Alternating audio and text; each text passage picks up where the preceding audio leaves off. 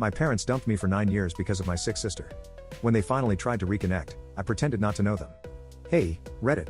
I don't really post personal stuff like this often, but lately I've been doing a lot of reflecting on my past. This post is probably going to be long because there's a lot to unpack. I don't really remember every detail of when it happened, but certain parts stick out in my mind, even after all these years.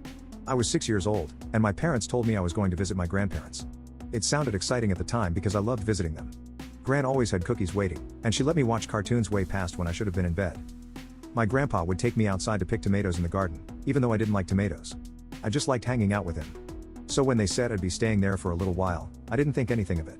I remember my mom was really quiet that day, quieter than usual. She hugged me before I left, but it didn't feel like her normal hug. It was stiff, kind of forced. My dad was rushing around like he had somewhere else to be. He barely said goodbye when he dropped me off. He didn't even come inside. He just kinda waved as he drove off. At the time, I thought maybe he was just an